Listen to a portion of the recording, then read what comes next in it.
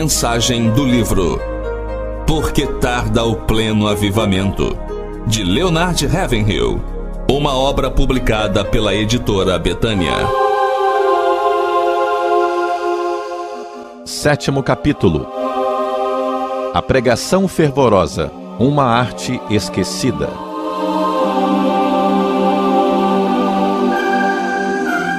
Já se passaram alguns séculos desde que o reformador suíço Eucken Pad disse: uns poucos pregadores bons e fervorosos produziriam maior impacto no ministério cristão do que uma multidão de homens mornos. E a passagem do tempo não anulou a verdade contida nessa afirmação. Precisamos de mais pregadores bons e fervorosos. Um deles foi Isaías, com sua confissão: ai de mim, estou perdido, porque sou homem de lábios impuros, habito no meio de um povo de impuros lábios. E Paulo foi outro: ai de mim, se não pregar o evangelho. Mas nenhum dos dois tinha um conceito mais amplo da magnitude de sua tarefa do que Richard Baxter, que era ministro na Inglaterra. Quando alguém o criticou, taxando-o de ocioso, ele respondeu o seguinte: a pior coisa que eu poderia desejar-lhe era que tivesse minha folga em vez do seu trabalho.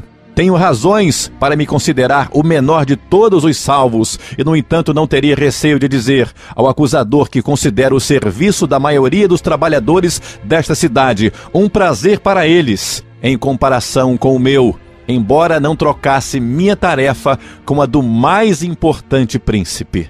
O serviço deles ajuda a conservá-los com saúde, o meu consome-a. Eles trabalham tranquilamente, eu em dores constantes. Eles têm horas e dias para seu lazer, eu mal tenho tempo para me alimentar. Ninguém os incomoda por causa do seu ofício. Quanto a mim, quanto mais trabalho, mais ódio e perturbações atraio sobre a minha vida. Sente-se um pouco da mentalidade neotestamentária nessa sua maneira de encarar a pregação do Evangelho. Este é o mesmo Baxter, que queria ser como um moribundo pregando a moribundos.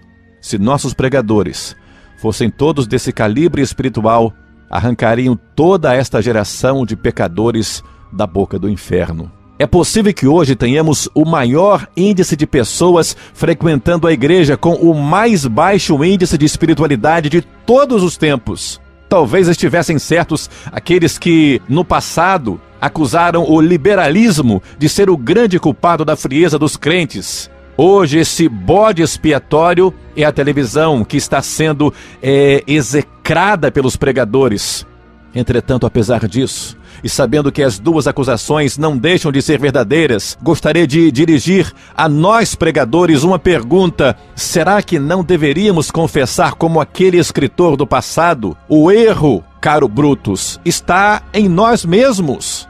Mas eu gostaria de afiar bem o meu bisturi e aprofundá-lo um pouco mais nos pregadores. Passou a época dos grandes sermões tipo lanche rápido, temperados com tiradas humorísticas para tentar estimular o fraco apetite espiritual do homem nos nossos dias? Ou estamos nos esforçando para comunicar os poderes do mundo vindouro em todos os cultos a qual nós louvamos e cultuamos a Deus?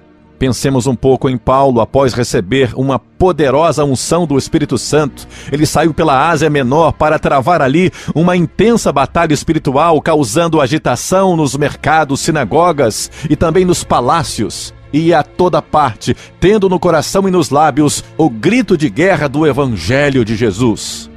Disse que foi Lenine quem disse o seguinte: os fatos não podem ser contestados. Analisando as realizações de Paulo e comparando-as às dos crentes da nossa geração, que fazem tantas concessões ao mundo, temos que concordar com ele.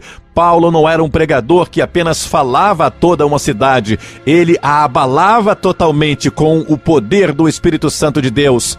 Mas ainda assim, tinha tempo para sair batendo as portas das casas e para orar pelos perdidos que encontrava pelas ruas.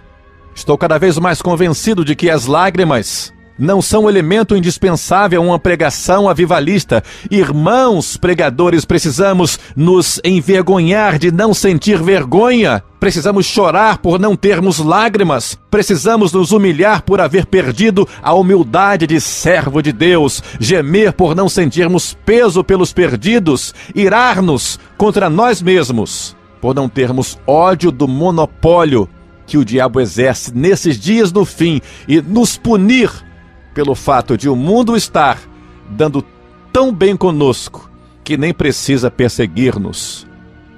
Pentecostes significa dor. Pentecostes significa dor e não barulho.